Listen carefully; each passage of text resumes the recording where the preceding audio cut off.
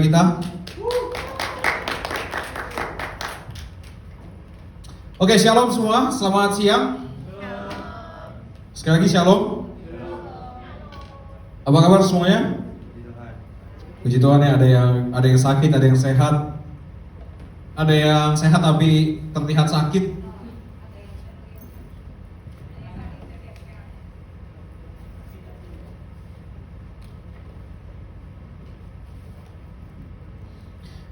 Oke, pada siang hari ini sekali lagi shalom dan saya bersyukur banget, kita bersyukur banget kalau pada siang hari ini kita boleh kembali bertemu di dalam di ibadah reveal pada siang hari ini.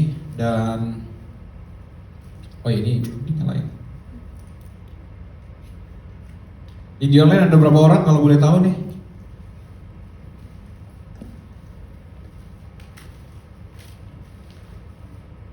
Ada ratusan ya katanya di online. Wah, banyak sekali. Ya, puji Tuhan ya. Semoga semua sehat-sehat juga di online ya.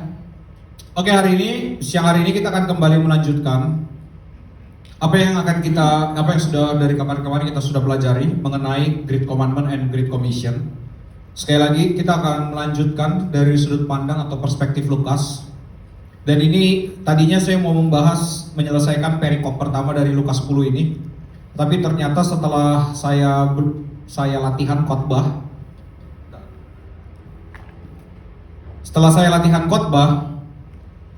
ternyata nggak bisa saya menyelesaikan dalam waktu satu. Tadinya saya mau khotbahin 3 ayat lah, 3 dan 4 ayat. Tapi ternyata hari ini kayak kita cuma bahas lagi-lagi 1 ayat dong. Ini nggak terlalu ke kanan ya? Atau kayak kok gue kurang di tengah ya? Benar? Bener ya? Semua di tengah kan? Ya. Soalnya gue ngeliat sini nih terlalu ke sini tuh, enggak ya? Oh ya udah. Ini soalnya lagi ada mimbar kita bentuknya kayak seperti ini ya, setir truk Hino ya. Setirnya bus Maya Sari Bakti. Oke.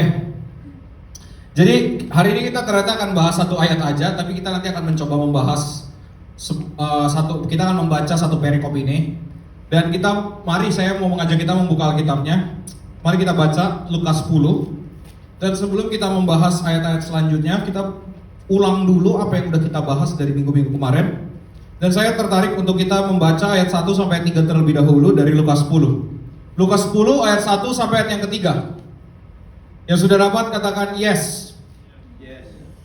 Belum dapat berarti. Katakan sekali lagi yes. Yes. Oke, saya akan bacakan Lukas 10 ayat 1 sampai ayat yang ketiga. Lukas 10 ayat 1 sampai ayat yang ketiga. Demikian bunyi firman Tuhan. Kemudian daripada itu Tuhan menunjuk 70 murid yang lain. Lalu mengutus mereka berdua-dua dan mendahului ke setiap kota dan tempat yang hendak dikunjunginya. Katanya kepada mereka, tuaian memang banyak tetapi pekerja sedikit, karena itu mintalah kepada Tuhan yang mempunyai tuaian supaya ia mengirimkan pekerja-pekerja untuk tuaian itu. Pergilah, sesungguhnya aku mengutus kamu seperti anak domba ke tengah-tengah serigala. Kita akan review dulu ayat 1 sampai 3 ini sebelum kita baca ayat selanjutnya. Dan saya ingin mengajak kita mengingat 3 pelajaran yang kita udah pelajari di 3 minggu sebelumnya. Yang pertama, di ayat pertama kita melihat apa? Ada 3 hal waktu itu berkaitan dengan Great Commandment atau amanat agung. Great Commission atau amanat agung. Yaitu apa? 3 hal yang kita pelajari di ayat pertama, yaitu siapa yang diutus, bagaimana diutus, kemana diutus. Oke, siapa, bagaimana, kemana. Siapa yang diutus? Murid. Ingat ini, Yesus hanya mengutus murid-muridnya. Tugas perintah pengutusan tidak diberikan untuk semua orang, hanya kepada muridnya. Jadi perintah ini hanya diberikan kepada murid-muridnya. Makanya di situ dimulai dengan kata, kemudian itu Yesus menunjuk 70 murid yang lain. Jadi tidak untuk semua orang. Perintah amanat agung tidak untuk semua orang, hanya untuk muridnya. Jadi kalau Anda mendengarkan tapi tidak melakukan, Anda bukan muridnya, selesai. Kemudian ada 3 hal itu. Murid, siapa itu yang diutus? Murid. Bagaimana diutusnya? Berdua.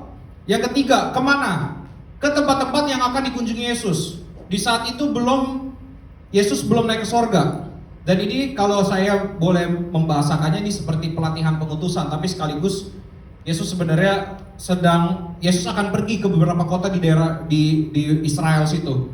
Dan ke tempat-tempat dia akan pergi, kesitulah murid-murid diutus. Makanya waktu itu kita udah relate-kan ke dalam Lukas 19, kisah tentang Zakheus. Zakheus tahu dari mana? Dia pernah dengar Yesus tapi nggak pernah lihat Yesus. Dia dengar dari siapa? Murid-murid yang diutus di dalam Lukas 10. Jadi semua itu ada kesinambungan cerita. Kemudian ayat 2, tuaian memang banyak, tetapi pekerjanya sedikit, ya. Tuaian banyak, pekerjanya sedikit. Di sini kita bisa melihat ada kaitan erat antara murid dengan pekerja. Sekali lagi, antara murid dengan pekerja ada kaitan yang erat. Makanya kalau murid Kristus bilang murid tapi tidak bekerja bagi Kristus, Anda bukan murid. Sekali lagi, kalau Anda murid tapi Anda tidak bekerja bagi Kristus, Anda bukan murid sebenarnya. Ada kaitan yang erat antara murid dan pekerja. Dan di dalam teks ini menariknya ditulis tuaian banyak, pekerjanya sedikit. Pekerjanya sedikit. Ya, pekerjanya sedikit, tuaiannya banyak. Dan ini adalah kalimat yang diulang-ulang di dalam Matius 9. Ya, Matius 9. Itu kita udah baca satu sekali ayat Yesus ngomong kayak gitu. Kemudian Lukas 10 juga. Udah 2 kali diomongin nama Yesus. Artinya adalah ini sangat penting, sangat urgent. Bahkan sampai hari ini tuaian banyak, pekerjanya sedikit. Jadi yang bekerja itu cuman yang betul-betul pekerja adalah sedikit. Sisanya pekerja palsu. Atau kalau bahasanya John Calvin adalah pekerja yang bukan John Calvin, Spurgeon waktu itu. Yaitu ada banyak pekerja yang tidak tahu bagaimana caranya menggunakan aritnya. Itu ya. Kemudian yang harus kita pikirkan di dalam bagian ini adalah gini. Pelayanan pertama murid-murid Yesus seperti apa? Menginjil loh. Bukan main musik, bukan WL, bukan singer. Ngapain ini? Tapi orang kalau disuruh nginjil lebih takut daripada nyanyi di mimbar. Gila gak? Murid Yesus pertama kali disuruh nyanyi. Dan kalau kita lihat dari ukuran waktu, murid-murid ini berapa lama sih mereka disuruh menginjil setelah ikut Yesus? 20 tahun? Enggak. Mungkin ini kalau dari menurut estimasi saya, ini mungkin baru hanya 8 bulan sampai setahun ini. Mereka baru 8 bulan sampai setahun ketemu Yesus, udah langsung disuruh. Tapi orang zaman sekarang disuruh menginjil. Ya kan? Bukti kalau pekerjaannya memang sedikit. Semua mau naik mimbar, semua mau pelayanan apa, semua mau. Tapi menginjil gak mau. Mau pergi kemana? Misalnya ke panti asuhan, semua mau, gak ada yang enggak. Ingat ini, orang tidak beragama Kristen juga mau ke panti asuhan, tapi orang tidak beragama Kristen tidak akan pernah menginjil. Itu adalah tugas yang hanya diberikan kepada orang Kristen. Anda Kristen bukan? Kita lebih mementingkan perbuatan baik daripada keselamatan orang lain. Thank you. Kita seperti itu seringkali. Lebih mementingkan perbuatan baik, hal-hal yang baik. Dan kadang-kadang kita sadar apa enggak? Pergi ke panti asuhan, ngasih barang-barang, itu tujuannya buat apa sih? Tujuannya buat kita juga. Kenapa? Supaya terhibur kitanya. Ngelihat mereka, kan mereka sedih ya keadaannya. Terus kita melihat orang yang lebih sedih daripada kita, lalu keibahan kita muncul, betul gak? Terus akhirnya, wah ternyata ada yang lebih sedih daripada aku. Hey, Anda sedang membandingkan hidup Anda sama dia loh. Itu cara yang Yesus pilih untuk Anda pelayanan. Tidak, caranya apa? Pergi. Kemana? Ke tempat-tempat yang Yesus suruh kita pergi. Yesus suruh kita kemana sekarang? Seluruh bumi, ke ujung-ujung bumi. Anda masih di sini-sini aja. Kita masih di sini-sini aja. Inilah kadang-kadang ya, orang pelayanan diajak pelayanan tuh paling, apalagi zaman sekarang kan. Aduh, aku kayaknya gak layak pelayanan. Halah, capek banget. Aduh, aku gak tahu mau pelayanan apa. Menginjil. Kayaknya aku gak bisa deh. Anda siapa? Kenapa Anda tidak mau menginjil dan merasa tidak bisa menginjil? Seakan-akan kalau ibadah atau pelayanan yang lain bisa. Ya kan? Itu. Padahal tugas kalau kita lihat ya, range ini pertama-tama tuh murid-murid malah disuruhnya menginjil. Makanya mari. Ini bukan cuma perintah terakhir ternyata kalau kita pikir-pikir. Ini adalah hal pertama yang disuruh Yesus sama murid-muridnya bahkan. Menginjil, mengusir setan, menyembuhkan penyakit dan lain sebagainya macam. Itu ayat 3. Ayat ketiga dibilang apa? Seperti domba di tengah, anak domba di tengah serigala. Yesus sedang memberikan kenyataan hidup dari orang-orang yang mau mengikuti dia. Pekerja-pekerjanya adalah seperti apa? Anak domba di tengah serigala. Anda tidak seperti serigala yang mengelilingi anak domba. Tidak, Anda adalah anak domba di tengah serigala. Jangan kebalik.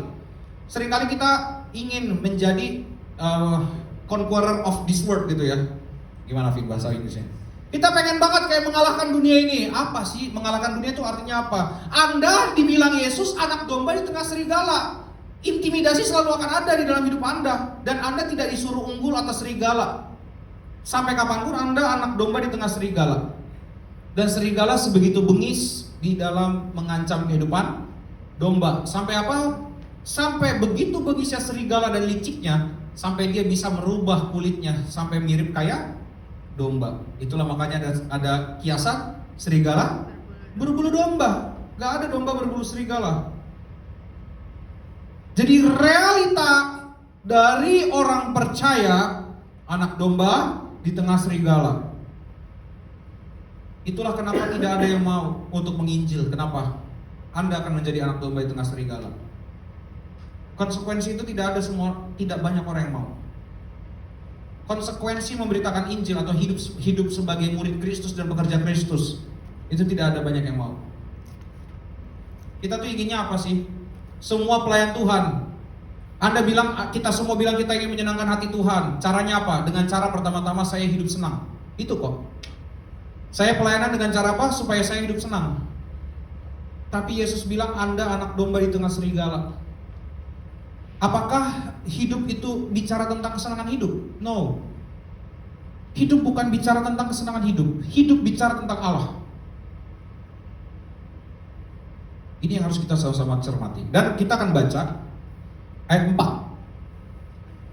Kita baca ayat 4, 5, dan 6 saja. Tadinya mau sampai ayat 12. Jangan di next dulu. Ayat 4, 5, dan 6. Lukas 10 ayat 4, 5 sampai 6.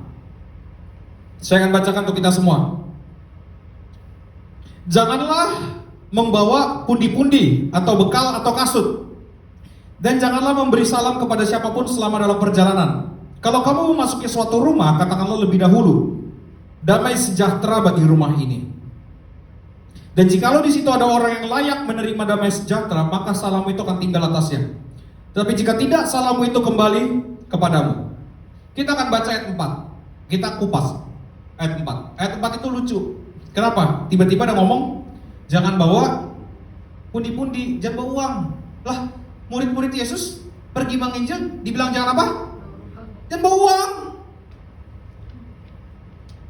Terus jangan bawa bekal. Terus dibilang jangan kasih salam. Kalau ketemu orang diem aja gitu. Misalnya gue lagi jalan ketemu Vini gitu, nyelonong aja, nggak sopan kan? Kayak orang nggak sopan. Ya sebenarnya apa yang Yesus ajarkan? Nah, makanya hari ini kita akan mencoba melihat teks ayat 4 ini, dan nanti saya akan sedikit narsis ya dengan nanti saya akan menampilkan satu video apa sih namanya? Video mission trip gitu. Saya berharap reveal cepat jadi gereja sehingga kita bisa mission trip. Dan saya tidak mau mission trip dalam keadaan mewah. Nanti kita akan lihat sedikit videonya ya. Saya tidak mau, ya kecuali kalau gue naik Garuda nggak apa-apa lah. Atau ya kalau nggak Garuda gue Etihad juga boleh ya. Jevanya cepat ya, cari kerja yang sukses ya. Oke, kita akan masuk ke dalam, kita akan melihat cerita ini dengan dua cara. Dan dua cara ini adalah cara yang akan saya langsung tabrakan. Cara yang pertama, kita akan melihat konteks di zaman itu seperti apa. Setelah itu kita akan melihat relevansi di zaman kita sekarang ini. Maksudnya apa? Karena kalau kita melihat Kalau ada orang baca Alkitab terus ngomong, terus kalau bacanya bener ya, kan biasa kalau ayat 10, ayat 4 ini pasti orang baca nggak bener, bacanya main dilewatin aja, pasti tuh. Jangan bawa pundi-pundi, oh jangan bawa dompet. Ya, terus apa? Jangan kasih salam, oh ya jangan kasih salam. Udah biasa gitu aja, selesai. Ya gitu orang baca Alkitab. Padahal pertanyaannya kenapa? Kenapa Yesus nggak izinin bawa dompet? Nggak boleh bawa duit. Terus kenapa di sini nggak boleh kasih salam sama orang? Kenapa? Berarti kan itu kan menunjukkan ketidaksopanan dan lain sebagainya macam. Harusnya kekritisan kita waktu baca firman tuh harus sampai sebegitunya sebenarnya. Jangan baca firman kayak udah gitu, ya. Oh ya jangan bawa dompet. Apa? Jangan bawa dompet terus kenapa gitu? Apa yang lo dapat kalau gitu bacaan harian? Gak ngerti. Oke? Maka sebelum kita melihat konteks relevansi kepada zaman sekarang, kita akan lihat dulu konteksnya. Saya mau memberikan bayangan konteksnya seperti ini. Berapa lama Yesus pelayanan di dunia? 3,5 tahun, betul? Berapa lama Yesus hidup di dunia ini? Hidup di dunia ini. Perhatikan pertanyaannya. Berapa lama Yesus hidup di dunia ini? 33,5 tahun. Berapa lama Yesus pelayanan? Ingat, Yesus pelayanan berapa tahun? 3,5 tahun. Dan kalian tahu dari umur 0 sampai 30 dia ngapain? Yesus belajar. Yesus belajar. Dia belajar Taurat berapa lama? Setahun? 2 tahun? Kalau anak kecil masuk TK umur 3 tahun, kita anggap 3 tahun. 27 tahun minimal dia belajar Alkitab. Baru pelayanan. Kita udah berapa tahun baca Alkitab? Udah selesai? Kejadian sampai Wahyu? Udah pelayanan? Makanya banyak kesalahan waktu kita pelayanan. Kenapa? Yesus aja berjuang belajar 27 tahun minimal. Kita baru setahun udah langsung bikin quotes. Baru setahun udah bikin quotes. Yesus pelayanan cuma 3,5 tahun, tapi pelayanannya efektif. Itu dia. Dan ingat ini, dia tahu dia pelayanan cuma 3,5 tahun. Sebentar gak? Apa yang dibutuhkan selama 3,5 tahun itu? Efektivitas. Betul? Tanpa efektivitas, pelayanan itu amburadul. Dan ingat ini semua teman-teman, Anda hidup cuma sebentar. Umur reveal pun kita nggak tahu. Kita semua di sini akan ada berapa lama. Semua gereja bahkan semuanya pun akan nggak tahu berapa lama. Kita hidup cuma sebentar. Dan Anda harus mengerti tentang efektivitas pelayanan ini. Gak bisa, hidup itu dipakai dengan sembarangan tuh gak bisa. Hidup itu harus efektif. Efektif itu artinya apa? Anda harus tahu prioritas yang mana yang harus didahulukan dan yang mana enggak. Ada yang sangat penting, ada yang oke lah, ada yang gak terlalu penting. Nah ini yang harus kita lihat. Dan Yesus di dalam waktu 3,5 tahun itu kan sangat sebentar. Betul gak? Sebentar banget. Makanya dia butuh apa? Cepat. Harus cepat. Ditambah dia harus pergi ke kota-kota di Israel. Dia harus datang pergi ke kota-kota ini. Dan apakah waktu dia datang 1 hari 1 kota? Udah kayak ini ya, tour band ya, 1 hari 1 kota. Dari Jogja, Malang, sekarang tuh bisa. Waktu itu Yesus naik bis apa naik apa? Enggak, jalan kaki. Waktu jalan kaki pun kehambat apa?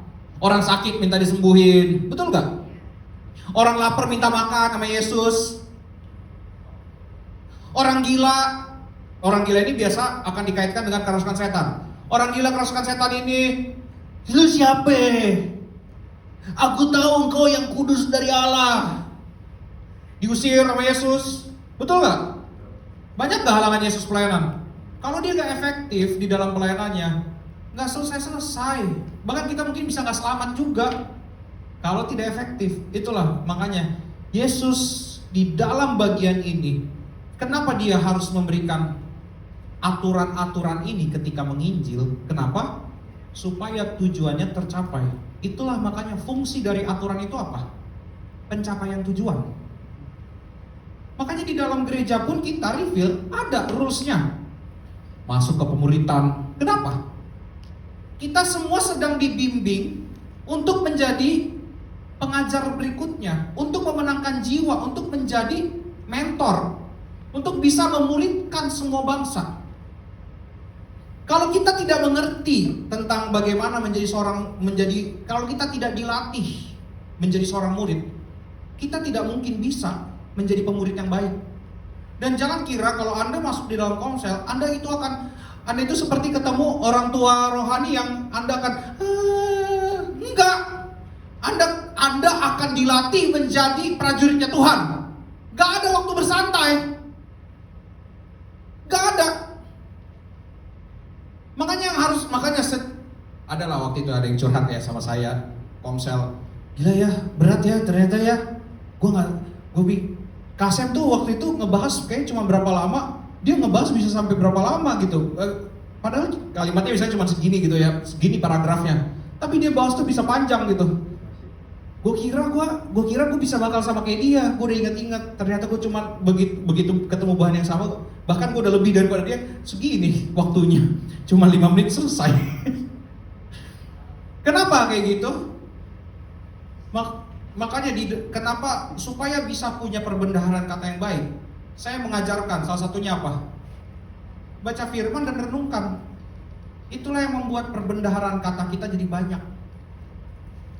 Makanya ketahuan, setelah itu langsung ketahuan, ternyata emang baca firmannya kurang baik. Jadinya apa? Baru ngomong dikit, selesai.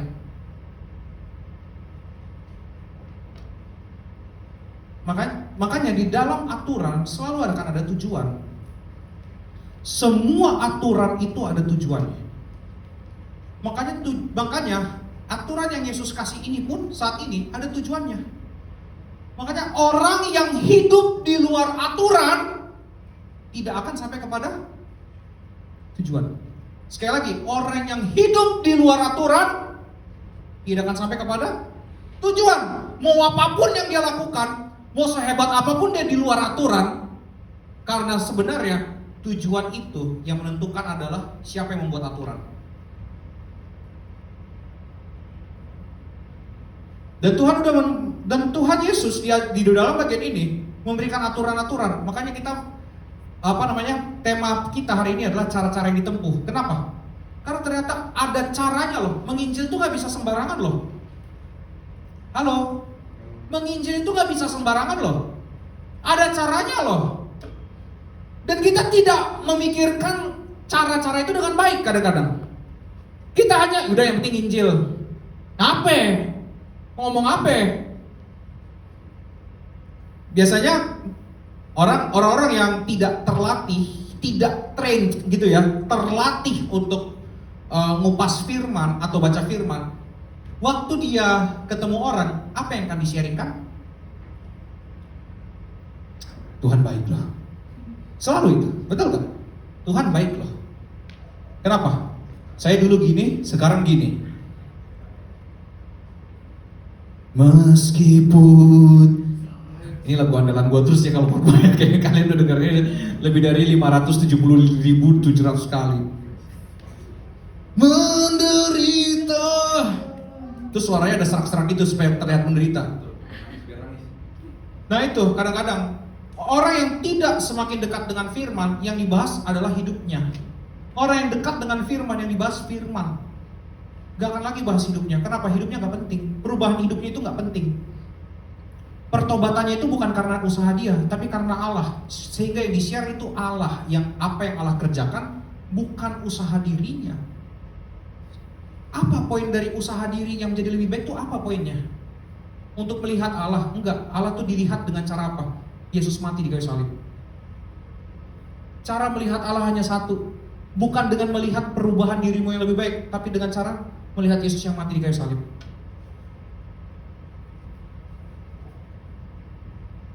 Ini yang harus sama-sama kita pikirkan. Oke, jadi kita ngerti ya konteksnya saat itu ya. Jadi Yesus ini pelayannya akan cuma sebentar, sehingga tapi dia pengen waktu orang ke kota-kota, mereka udah tahu Yesus mau datang ke kota-kota tersebut. Jadi Yesus membagi 70 murid ini pergi berdua-dua. Berarti ada berapa tim? 35 tim minimal. 35 tim pergi ke kota-kota. Kemudian Yesus akan, setelah mereka pulang, Yesus baru akan jalan ke kota-kota tersebut. Dan ini butuh waktu yang cepat, harus cepat.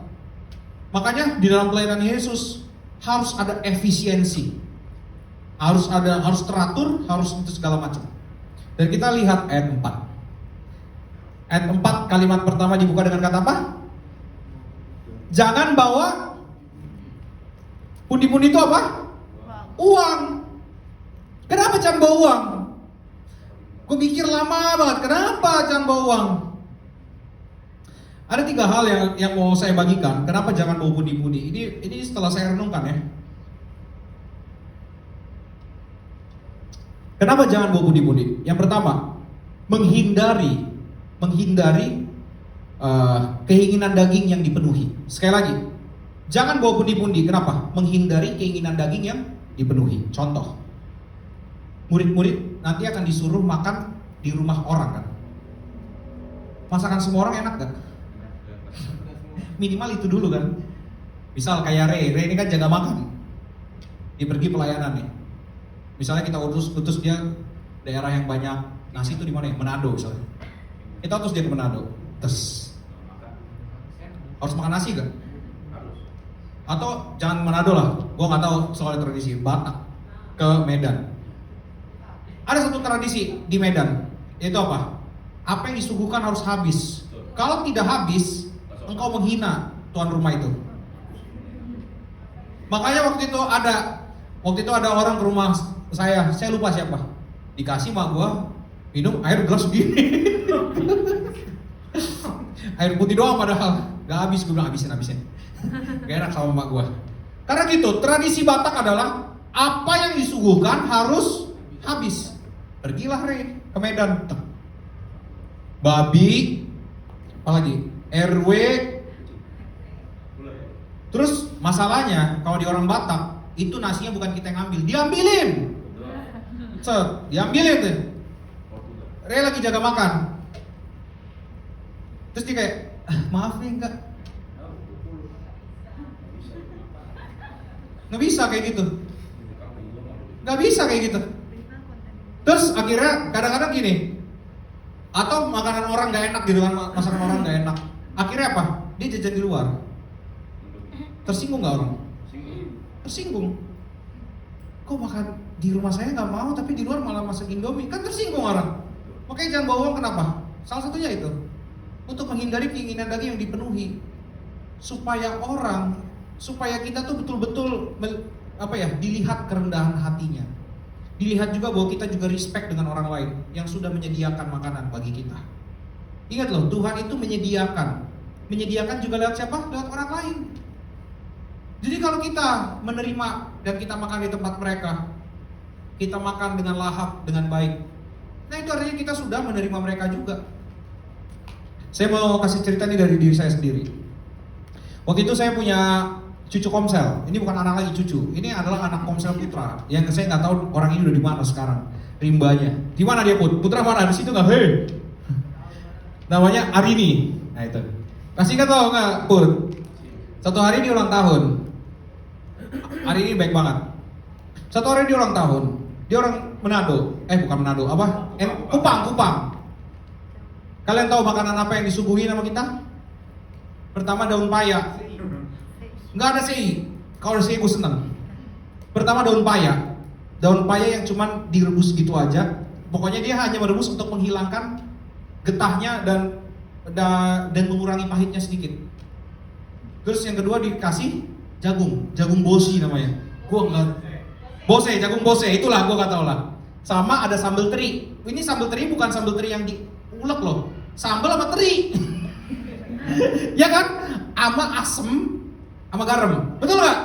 Makanan Kupang tuh. Itu. Gue datang. Kakak, saya ulang tahun kak. Kakak main ke rumah saya dong sama Kak Putra. Kami datang lah ke situ. Udah, saya nyampe di Firman. Setelah itu disuguhkan makanan. Yang saya makan pertama itu daun paya. Pahit banget, pahit banget, bener-bener pahit gitu. Pas gue makan tuh, gue nggak bisa menyembunyikan ekspresi gue. Astaga, apa ini? Terus anaknya udah mulai agak, masanya dia yang masak sendiri. Masakannya bukan gak enak loh, tapi emang daun paya itu pahit. Ngerti gak maksudnya? Ini bukan gak enak masakannya, enak, tapi emang pahit. Itu cuma direbus doang, gak diapa-apain. Ada Tuhan. Terus, Kak, gak enak ya? Wah, enak kok. Gua habisin 2 piring daun paya.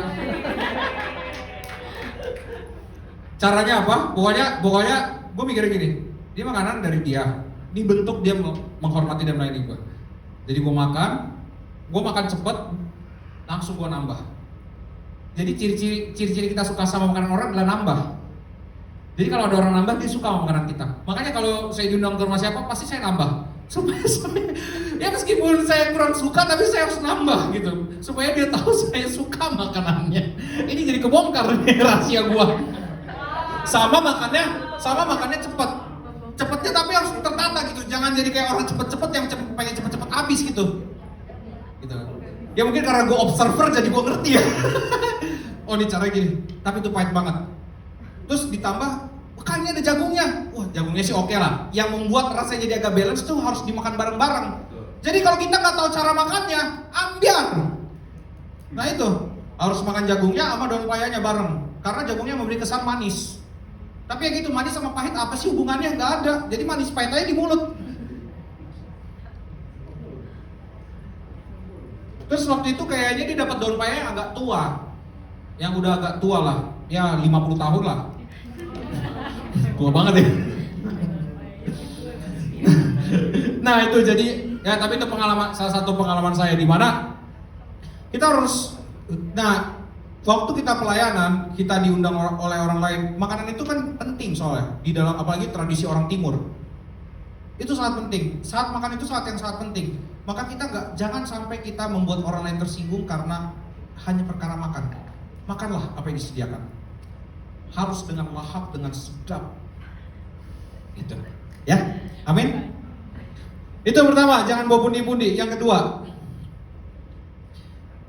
kenapa jangan bawa pundi-pundi? Gini, ini saya pakai pengalaman pribadi saya juga ketika saya memikirkannya. Yaitu apa? Biasanya kalau orang yang punya banyak uang akan menyelesaikan masalah dengan uang. Dan itu permasalahannya. Padahal penginjilan kita sedang memperkenalkan Kristus. Harusnya kita perkenalkan dan kita jadikan solusi segala satunya siapa? Kristus. Tapi kita seringkali terjebak. Kalau kita bawa uang, ada masalah. Dan pasti ada masalah. Pelayanan tuh gak mungkin gak ada masalah. Setiap kali ada pelayanan, ada masalah. Solusinya adalah uang. Itu bahaya. Saya pernah satu kali mission trip ke daerah Ambon kalau nggak salah ya, Ambon. Kita pergi ke sana, ke Pulau Seram. Ini pokoknya kita tuh setelah sampai itu kita nggak naik travel, naik apa ke tempatnya ke Pulau Seram itu, kita naik bis pariwisata AC, sedap. Nyampe tempatnya di Pulau Seram, pokoknya perjalanan itu sekitar 12 sampai 14 jam lah ke sana. Dan besok paginya kita ngumpul di pinggir pantai. Kalian tahu di pinggir pantainya itu bisa ada lumba-lumba loh. Sebagus itu Pulau Seram. Pasirnya putih semua. Kita lagi ngumpul, jadi tuh perjalanan menuju tempat pantainya itu 15 menit dari penginapan kita. Penginapan kita pun penginapan yang bagus untuk ukuran Pulau Seram gitu ya. Jadi ini kita difasilitasi dengan baik. Tapi saya mikir, apakah ini the essence of being menjadi seorang penginjil gitu? Atau pemerintah firman adalah harus di-provide sampai sebegininya gitu? Itu yang membuat saya menjadi tanda tanya. Kita makan, kita request makanannya. Mau makan apa hari ini? Mau makan pakis? Mau makan nasi kuning? Disediain ada. Ini gua artis sama hamba Tuhan. Kadang-kadang bingung juga. Nah itulah yang kadang-kadang tuh yang menjadi pemikiran saya waktu saya membaca bagian ini. Kenapa jangan bawa uang? Ya kenapa jangan bawa pundi-pundi? Karena waktu kita mengalami ketidaknyamanan, waktu ada masalah, yang bekerja itu uang, bukan Tuhan. Bahayanya itu adalah di situ. Jerat uang itu bahaya, teman-teman. Even di dalam penginjilan atau pelayanan pun, jerat uang itu bahaya. Harus hati-hati bahkan di dalam penginjilan dan pelayanan itu. Jangan sampai uang ini justru membuat kita menjadi memudahkan segala sesuatu dan menjawab semuanya dengan uang. Semua harusnya kita berikan dan yang menjadi jawaban itu adalah Tuhan. Semuanya harusnya tentang Tuhan ketika kita memberitakan Injil. Jadi kalau ada satu momen di mana uang yang menjadi suara terkeras, padahal cuma satu bagian, akhirnya semua akan teralih kepada uang kok. Makanya kita harus hati-hati. Itulah makanya kita reveal dimulai dengan sangat dasar. Sebenarnya saya juga pengennya kita mulai dengan sangat lebih sederhana lagi daripada ini, udah terlalu mewah. Yaitu AC cuma satu tapi orangnya udah 500 gitu kan. Itu kesederhanaan. Kenapa kita harus berlatih seperti itu sebenarnya? Kita ini hidup di zaman orang tua kita yang sudah terlalu kasihan sama, aduh kasihan anak saya, betul nggak? Aduh anak gua kasihan deh kayaknya kalau gini. Aduh nanti kepanasan, mak gua kagak ada, pergi keluar, nggak boleh di rumah, main bola sana, main basket. Nggak ada. Kita tuh semua tuh dilindungin habis-habisan sehingga kita menjadi anak yang dicari kenyamanan. Lu suka nggak suka atau lu perhatian atau enggak, bahkan di dalam pelayanan pun yang kamu cari ini kok kenyamanan kok. Tetap ada kenyamanan itu. Nggak mungkin enggak.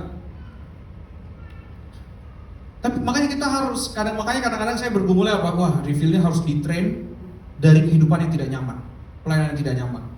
Kok demen tuh kalau misalkan kita lagi ini ibadah doa genteng bocor, wah gue demen tuh. Lebih suka gue. Kenapa? Supaya orang tahu bergumul. Asli, kita tuh udah kesulitan bergumul. Kenapa? Karena kita tidak mengalami kesusahan yang sebegitu susah. Waktu ini dibentuk langsung ada begini. Kesusahan itu sudah tidak ada. Sehingga orang nggak tahu yang namanya berjuang dan bergumul itu apa. Makanya di dalam penginjilan pun nanti saya pastikan kita semua akan orang-orang menjadi seperti itu. Bukan menjadi orang-orang yang betul-betul mengandalkan Tuhan, gak tahu bergumul itu harusnya kayak gimana. Kenapa? Tidak pernah mengalami susah di dalam penginjilan yang sesusah itu. Gak pernah sampai segitunya. Ya, kan perkara orang ke gereja kan karena dia datang ke gereja atau enggak kan karena disambut atau enggak dengan baik di gereja. Kan cuma itu kan. Orang kan kalau ke gereja kan friendly.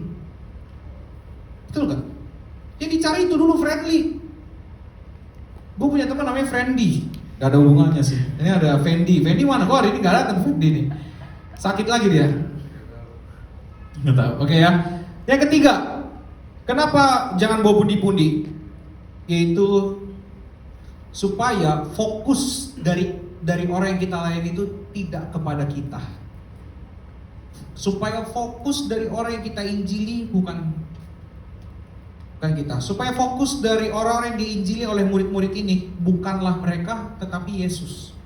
Supaya fokusnya itu. Ingatlah, sekali kita mengeluarkan uang jadi solusi, selalu akan uang jadi solusi bagi mereka. Makanya kenapa hamba-hamba Tuhan besar selalu ditunggu kedatangannya di daerah. Why? They give something. I don't know what it is gitu. Keren kan? Ingat kita mau go internasional, jadi saya akan sedikit-sedikit pakai bahasa Inggris. Sebentar lagi ini akan disiarkan di CNN sama Metro Singwen. Politik ya CNN atau CBN. Dan ini akan disebarkan di live channel 71. 72 ya? Lupa gue. Oke ya, jadi yang ketiga adalah supaya orang yang melihat pelayanan kita tidak kabur fokusnya. Jadi sekarang itu konteks di masa itu. Sekarang konteks di masa kini, apa yang perlu kita pikirkan mengenai pundi-pundi ini? Apakah berarti kita kalau penginjilan nggak boleh bawa uang? Bawa uang lu. Masa nggak bawa uang? Mau jadi apa? Kita mau jadi bulan-bulanan di sana. Bawa uang, tapi hati-hati dengan jerat uang. Hati-hati. So uji hatimu, uji juga apa yang akan kau keluarkan di dalam uang itu ketika pelayanan. Itu yang bisa kita pelajari maknanya dari jangan bawa pundi-pundi. Yang kedua, jangan bawa apa? Jangan bawa bekal. Nah, kenapa jangan bawa bekal? Lagi-lagi pelayanan ini harus cepat. Orang kalau bawa bekal, nyiapinnya berapa lama?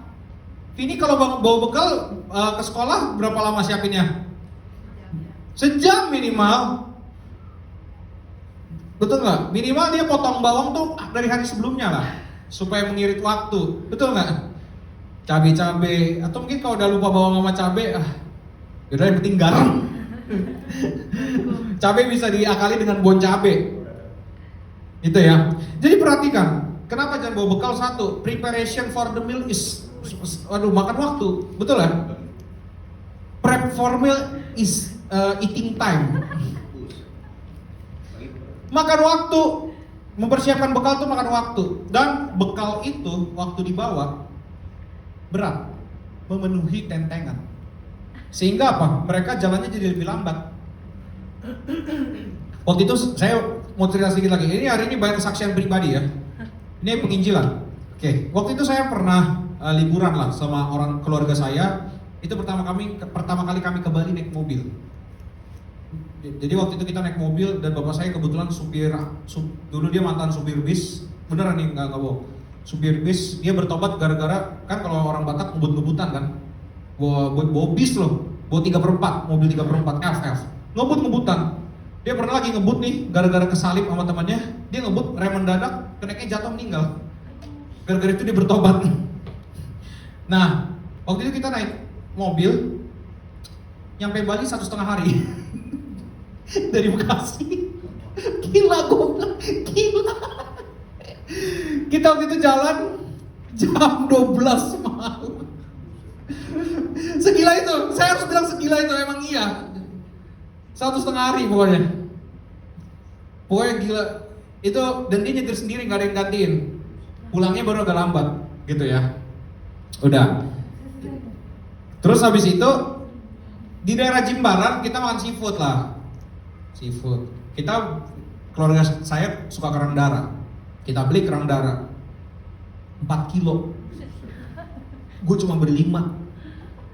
Kerang 4 kilo. Salah tuh emang. Salah. Itu kayak gue yang salah order. Itu kayak antara gue atau adek gue lah. Makanlah kita. Habis cuma berapa biji kan. Akhirnya apa? Kerangnya kita bawa. Jadi bekal di jalan pulang. Udah. Jadi mak gue mikir, ini sambil dicemil-cemilin kerangnya nih. Udah. Sehari masih enak. Besoknya, baunya makanan laut tuh kan. Sedap deh pokoknya, gak usah dipikirin deh. Akhirnya apa? Kita buang. Kenapa? Gak tahan lama. Jadi bekal itu selain preparationnya butuh waktu, ngebawanya, ngejaganya juga butuh tenaga, butuh pikiran. Makanya kenapa jangan bawa bekal? Jangan buang waktu untuk hal-hal yang gak penting. Jangan buang-buang waktu di dalam penginjilan. Ini yang harus kita ngerti. Kalau sesuatu itu bisa kita makanya kadang-kadang tuh kita waktu penginjilan harus ada strateginya. Kalau sesuatu itu bisa kita urusin nanti aja pas di sana. Itulah makanya gunanya duit buat apa? Ya kalau ada keperluan yang lebih bisa ditaruh sana ya bisa. Gitu. Jadi kita harus penginjilan tuh harus pakai strategi loh. Gak bisa kita datang, gue mau ke Lampung Nyampe Lampung terus, halo, apa? Ngapain? Gak jelas, gak bisa. Penginjilan itu harus ada strateginya. Dan ini yang Yesus bagikan. Yang ketiga, jangan bawa kasut. Kasut itu sendal. Jadi mereka disuruh telanjang kaki gitu? Enggak.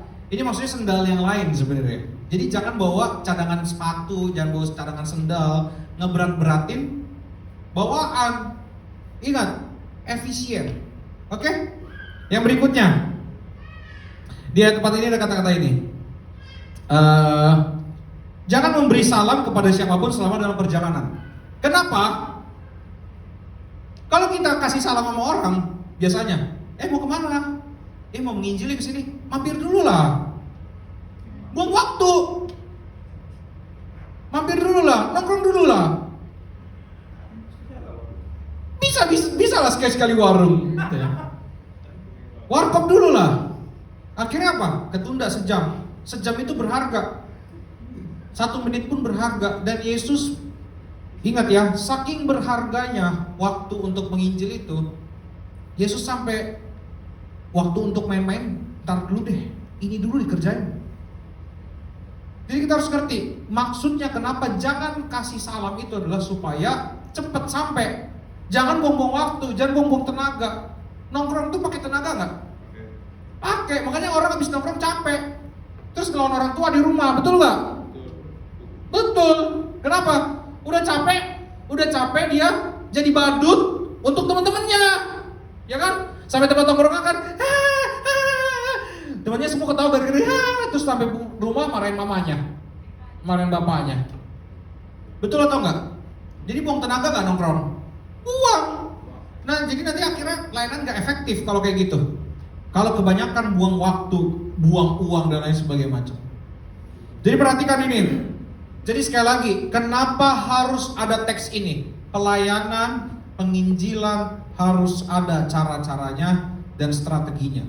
Itu juga yang kita terapkan di Reveal, yaitu apa? Penginjilan. Waktu kita semua tahu tujuan kita apa? Tujuan kita semua adalah Matius 28 ayat 19 sampai 20. Karena itu pergilah, jadikanlah semua bangsa muridku. Dan itu kita bikin ini dengan berbagai macam cara. Kita ada pemuritan. Tujuannya apa? Supaya itu tercapai. Supaya orang bisa menjadi pemurid berikutnya. Dan dia bisa menjadikan semua bangsa murid. Artinya apa?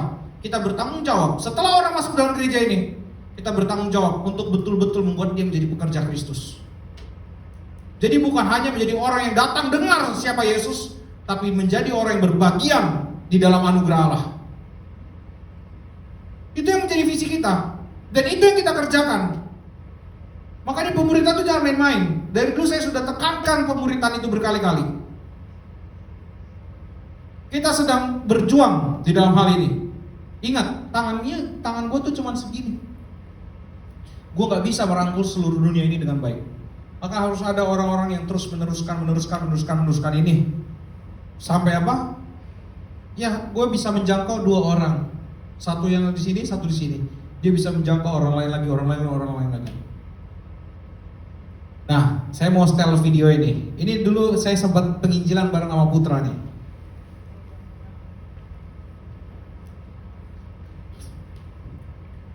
Jadi saya sudah di dalam hidup saya sudah beberapa kali mission trip. Waktu saya kecil saya sering banget sama papa saya ke daerah Medan, gitulah. Pokoknya penginjilan, pelayanan-pelayanan gitulah ke daerah-daerah Medan situ-situ. Tapi jujur ya, memori masa kecil itu semua saya sudah hilang. Saya nggak tahu kenapa. Apakah saya dulu ada benturan keras dengan Thanos atau gimana? Saya nggak ngerti. Jadi keambil semua memori saya itu. Tapi yang selama saya dari kuliah sampai saat ini. Kayaknya saya sudah 1, 2, 3, 4, 5 kali pergi mission trip. Dari semua mission trip itu, yang paling berkesan buat saya adalah mission trip yang ini. Yang paling berkesan dan yang menurut saya yang cara-caranya paling oke lah. Nah ini dia, silakan ditonton. Ini video saya sendiri yang buat ya. Ini sepatu gua. Itu sepatu gua. Semoga kalian suka lihatnya ya.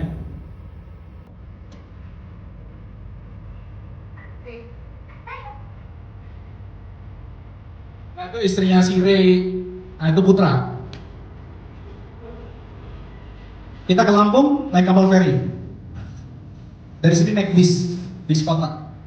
Ini kolam lele di rumah pendetanya. Ini terjunjung.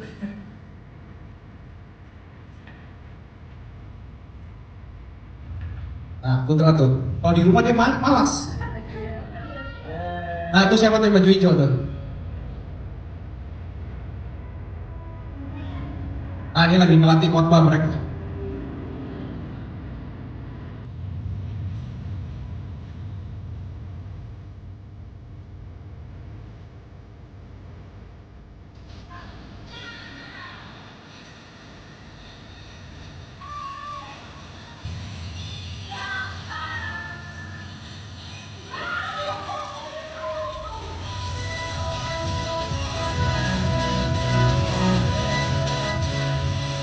Ya gini-gini lah dulu ya.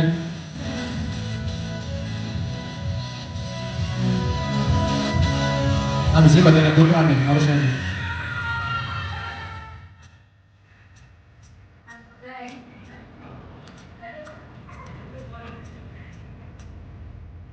Sedap. Tadi tiba-tiba kita diundang pelayanan di rumah keluarga gitu. Terus ada kesaksian pujian. Nah, kebetulan di sini gue yang khotbah. Khotbahnya gue itu orang Samaria yang murah hati. Nah, ini gue. Nah, ini Putra di rumah orang lain. Ini semua mendadak. Nah, ini di gereja mana nggak tahu. Ini dia di gereja. Buset, gereja. Nah, ini juga Putra khotbah. Nah, dulu kita mau jodohin.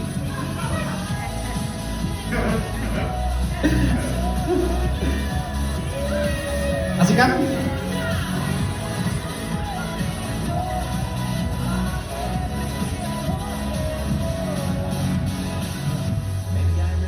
Nah, ini paling berkesan juga nih buat saya nih secara pribadi.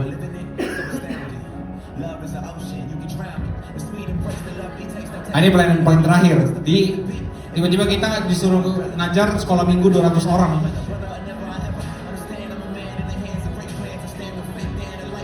Nah, bagi-bagi beras. Nah, itu maminya.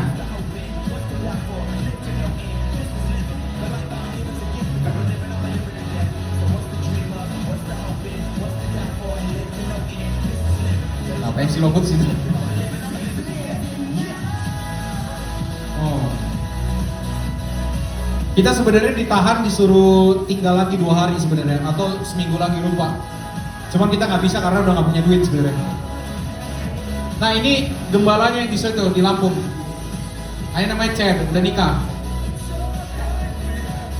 Nah, yang depan lihat. Nah, ini anak gembalanya. Nah, itu gua yang belakang tuh. Nah, ini gua yang naik motor gua. Jadi gua naik motor ke Bakauheni nih. 1,5 jam. Nah, itu kira-kira. Nah, ini coba kita lihat. Nah, jadi teman-teman, coba boleh sambil di play videonya tapi sedikit di bagian paling depan tapi di pause gak? Saya mau kasih tunjuk. Saya mau kasih unjuk beberapa strategi kami waktu pelayanan. Video bukan ini dong. Ini kenangan orang lain. Ini orang Putra. Putra. Sabar ya guys. Jadi saya mau coba kasih beberapa dan apakah keadaan semua orang yang datang ya waktu pelayanan misi itu baik-baik saja? Enggak. Saya mau kasih unjuk satu orang. Ini udah kayak tangan kanan saya waktu pelayanan misi. Jadi harus ada orang-orang kayak gini. Coba next. Coba videonya tadi Kak, boleh Kak? Oke, enggak apa-apa, aman. Oke, sambil menunggu saya akan stand up comedy. Halo? Perkenalkan gue Samuel. Gak usah gitu ya, tunggu ya. Ya semoga ini menginspirasi kita untuk punya gairah untuk apa sih namanya? Mission trip gitu. Atau mungkin penginjilan dan membuat kita asli. Kalau kita udah ngalamin ini, seru. Nah, ini juga boleh di follow nih.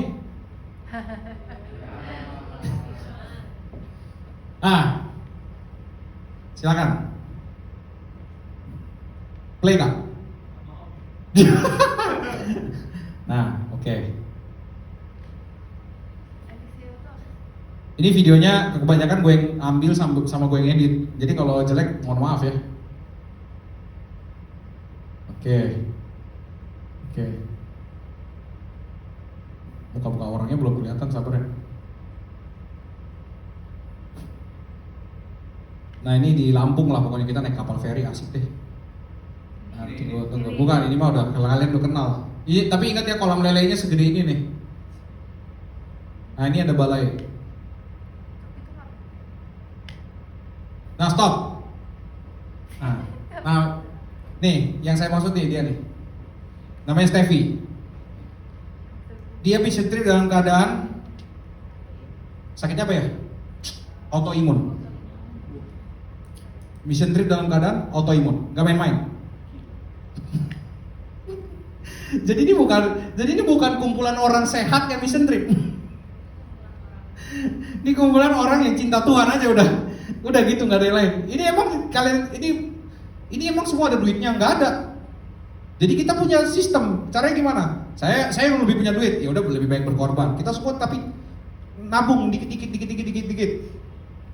Terus waktu kami pergi, ini orang jenius banget kalau menurut saya dia. Dia selain teologinya pinter, dia IPK 3,8, 3,9 gitu. Memang pinter banget. Dan satu sisi, tahu gak? Dia bilang gini, kan kita kan pergi ke pelabuhan apa sih namanya? Merak. Nah, kita pergi ke Merak. Naik apa? Naik bis Prima Jasa. Naik bisnya dari Tanjung Priok. Jadi kita kumpulnya di sini.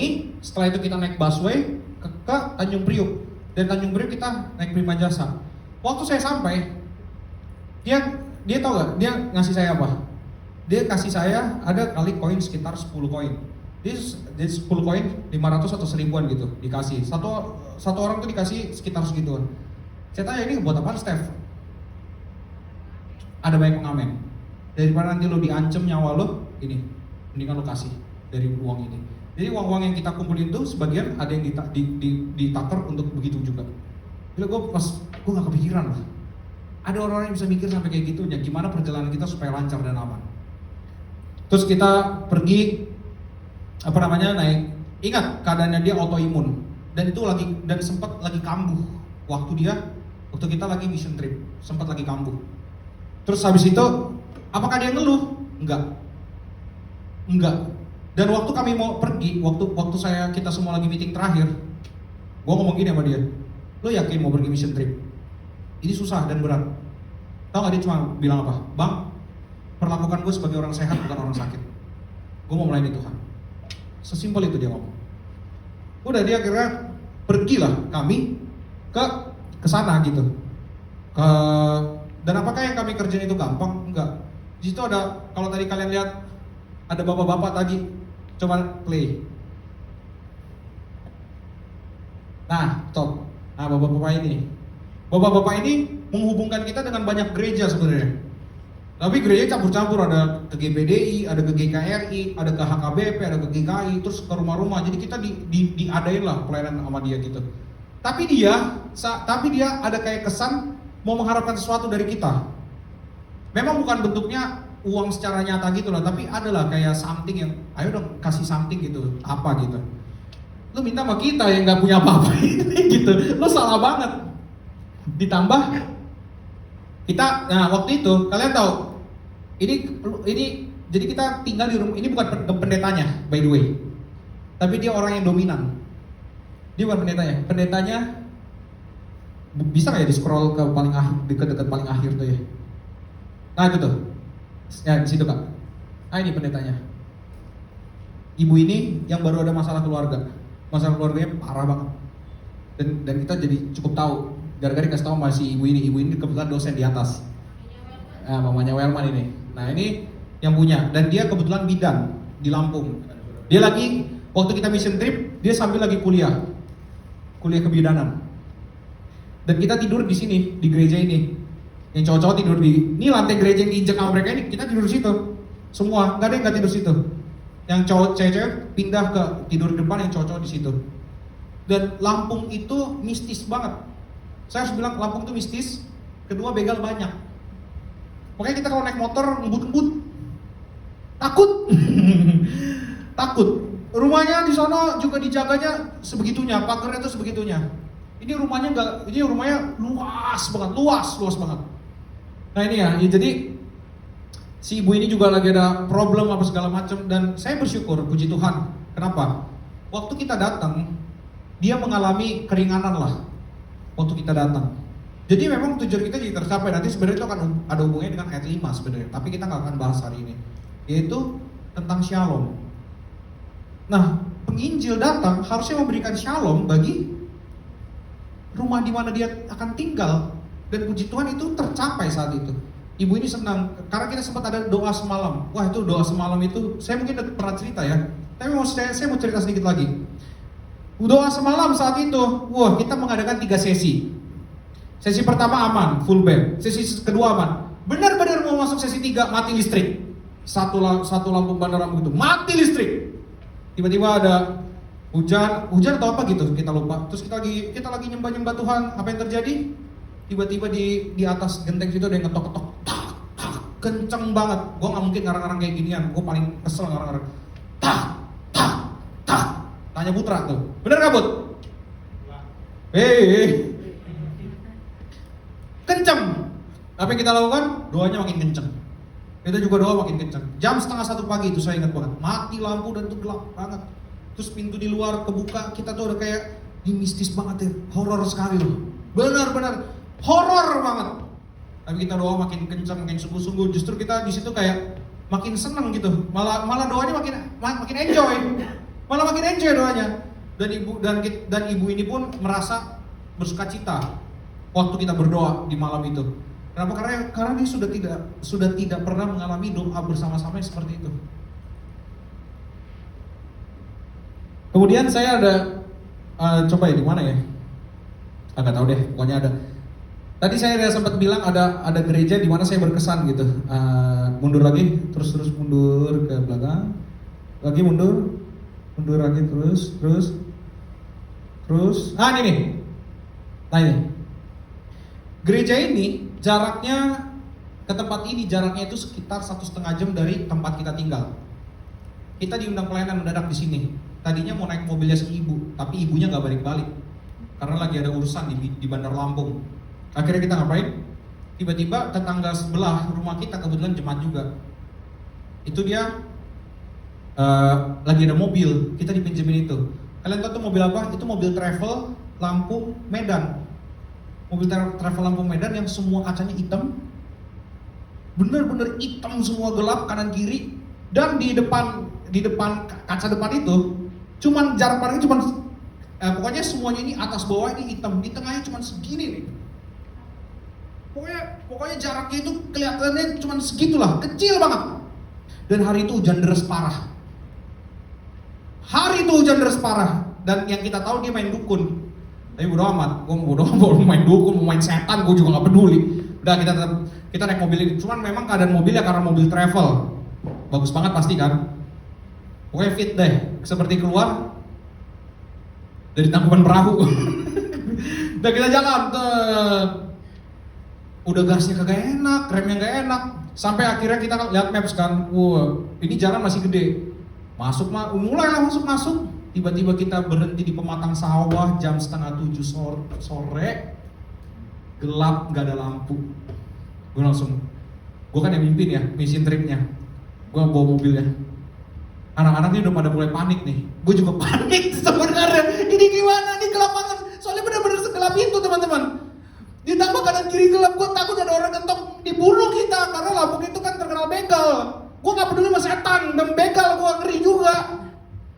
Gitu loh. Bener, begal nyawa bro. Ini yang gue bawa nih ada berapa orang. Takut gue. Di pematang sawah gitu. Udah malah jalan. Udah jalan. Ini bener gak ya? Gue tanya mainan, ini bener gak nih? Mapsnya bener gak nih? Bener. Kok begini jalannya? Terus sampai satu kali ada kayak kali kecil gitu, terus ada jembatannya udah mau reot. Aduh, ini gimana ngelewatin kayak gini-ginian. Udah ngeri banget deh. Tapi akhirnya sampai kita di gerejanya. Emang harus lewat situ. Udah akhirnya kita nyampe di gereja ini. Terus akhirnya kita mulai dan dalam keadaan yang baru dalam keadaan under pressure seperti itu kita cuma persiapan 15 menit untuk menuju kebaktian. Apakah gue harus minum teh dulu? Enggak, kebaktian harus dimulai. Itu lebih penting daripada gue minum teh. Makanya pelayanan gampang nggak? Enggak gampang. Dan kalian gak akan ngerti sensasi ini kalau kalian gak pernah mission trip. Makanya kita one day harus sediakan waktu banyak. Waktu itu memang ya, ini pun saya sudah juga, yang lain kan memang belum kerja waktu itu, semua masih kuliah. Tapi saya udah kerja kan saat itu kan di 2019. Saya juga membuang waktu dan bukan membuang waktu lah. Saya membuat waktu dan juga membuat uang untuk itu semua lumayan banyak. Habis lumayan banyak. Tapi saya bersyukur sama Tuhan. Kenapa? Saya melihat ada orang-orang yang bisa kita injili dan kita waktu itu sebenarnya udah mulai pentingnya pemerintahan, kita mulai menyadari. Terus kita juga mulai, sebenarnya waktu itu kita mau menjalin komunikasi lebih dengan orang-orang Lampung. Cuman kita terhambat karena COVID waktu itu. Karena itu di 2019, tahun depannya. Karena saya sebenarnya punya saya pengen gitu memberikan sound system baru untuk di tempat itu. Karena saya ngeliat itu ada kebutuhan. Saya sempat mau nabung, tapi ternyata semua terhambat gara-gara COVID. Ya, jadi itulah kisah sedikit saya tentang mission trip atau penginjilan, dan yang ini yang paling berkesan buat saya karena saya betul-betul mengerti makna dari penginjilan ini harusnya seperti apa. Tidak ada kemewahan, kami juga tidak bisa membagi kemewahan karena kami cuma punya Kristus, maka yang kami bagikan hanya Kristus saja, nggak ada yang lain. Dan itu betul-betul boleh terjadi. Makanya saya bersyukur sama Tuhan. Semoga satu hari nanti kita semua bisa menjadi pelayan-pelayan Tuhan yang betul-betul luar biasa mengerjakan bagian-bagian ini. Jadi makanya saat ini apa yang kita lakukan? Persiapkan dirimu. One day hari itu tiba, kita semua udah siap untuk pergi diutus. Dan hari itu tiba-tiba, waktu itu kita nggak ada jadwal pelayanan di mana-mana. Hari Minggunya tiba-tiba kita ada pelayanan di 7 gereja sekaligus. Itu makanya tadi kalau ada anak-anak cewek yang lagi latihan khotbah, itu saya lagi mengkoreksi khotbah mereka. Mereka harus bikin khotbah dalam waktu semalam dan besoknya harus latihan depan saya. Saya tetap harus latih di situ. Dan karena kita ada waktu kosong 2 hari waktu itu. Nah, karena kita masih nentuin medannya mau kemana, arahnya mau gimana dan lain sebagainya macam. Jadi kita di tempat sono tidak langsung penginjilan pun, kita tetap harus berstrategi. Nggak bisa sembarangan penginjilan. Jadi itulah kenapa kalau kalian lihat saya menjadi orang yang cukup harus matang perencanaan. Kenapa? Karena ini kalau fail, kita semua akan rugi besar. Jadi itulah makanya perencanaan harus kita betul-betul merencanain matang. Kalaupun gagal, kegagalan ini sudah kita bisa anticipate. Oke? Baik, kita akan memberikan persembahan. Mari.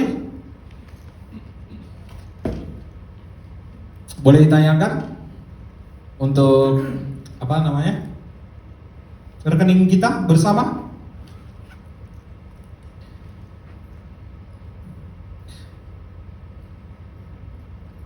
Dan jangan lupa untuk teman-teman untuk follow selalu Instagram kita dan Instagram Reel, serta subscribe YouTube channel kita Refill Scriptura.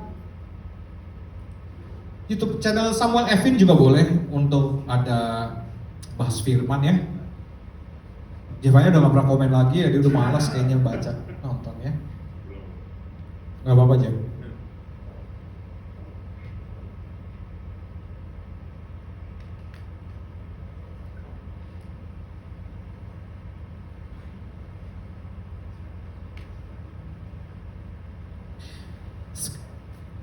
Jika sudah, mari kita sama-sama bangkit berdiri. Kita akan menyelesaikan ibadah kita. Yang berdoa syafaat silakan. Ade. Siapa yang doa syafaat? Oh, Arab Jawa ya.